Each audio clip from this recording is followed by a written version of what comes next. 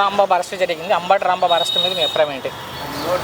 అంబటి రాంబాబు మీద అభిప్రాయం అంటే తిట్టారు కాబట్టి అరెస్ట్ చేశారు, కేసు పెట్టారు, అంతే. ఏముందండి, అంటే లా ప్రకారం వాళ్ళు వెళ్తున్నారు, అంతే. ఏముంది? నెక్స్ట్ ప్రశ్న అయితే మీరు అదే చెప్పారు.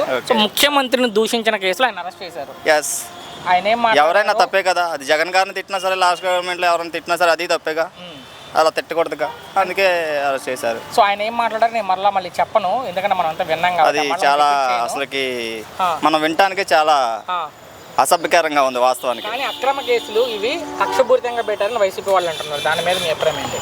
వాళ్ళు అలాగే అంటారండి, మనకు కనబడుతుందిగా, మీడియాలోనే మీరే చూస్తున్నారుగా. ఓకే, అలాగే అంటారు.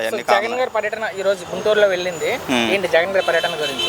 అంబటి రాంబాబు గారు ఏదైతే వాళ్ళ గృహం ఉందో, సో ఆయన పార్టీ ఆఫీసులో వెళ్ళారు. ఏమండి, ఎవరైనా సరే పరామర్శించడానికి వస్తారు.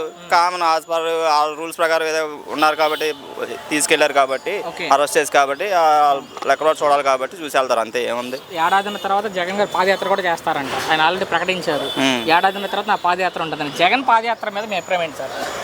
ఏముందండి, లాస్ట్ టైం చేశాడు, ఈసారి కూడా చేస్తారు, అంతే. ఏముంది? జనాల్లోనే ఉంటారంట, ముఖ్యమంత్రి అవుతాను అంటున్నారు 2029లో ఆయన. అది కష్టమేనండి. ఎందుకు జగన్ గారు ఎందుకు కష్టం అనుకుంటారు ముఖ్యమంత్రి కావడం? అంటే ఇప్పుడు జరుగుతున్న అభివృద్ధి కానీ ఇది కానీ బాగా జరుగుతున్నాయి కాబట్టి కష్టమే అనుకుంటున్నాం. చివరిగా సార్, ఇక్కడ ఖచ్చితంగా వస్తాం, రప్ప నరుగుతూ ఉంటారు. ఈ రప్ప ఇవన్నీ వేస్ట్ మాటలండి. ఈ రప్పాలు ఇవన్నీ కాదండి. జనాలకు కావాల్సింది చెయ్యాలి ఎవరైనా సరే. పవన్ కళ్యాణ్ గారు కానీ, మన బీజేపీ కానీ, టీడీపీ కానీ వాళ్ళ రూల్స్ ప్రకారం ఎలా చేయాలో మంచిగా ఎలా చేసుకుంటూ వెళ్తూ ఉన్నారు. మన పవన్ కళ్యాణ్ గారు తోడయ్యారు కాబట్టి ప్రతి ఒక్క విషయంలో అన్ని విధాల జనాలకి ఏ విధంగా సహాయం చేయాలనే అభివృద్ధి బాటలోనే వెళ్తున్నారు. కానీ ఎక్కడ కూడా అది చేయాలి, ఇది చేయాలి, రాజకీయం చేయాలనేది ఆలోచించట్లా. అసలుకి వీళ్ళు చేసే విమర్శలను పట్టించుకోకుండా ముందుకు వెళ్తున్న వ్యక్తి పవన్ కళ్యాణ్ గారు, చంద్రబాబు నాయుడు గారు.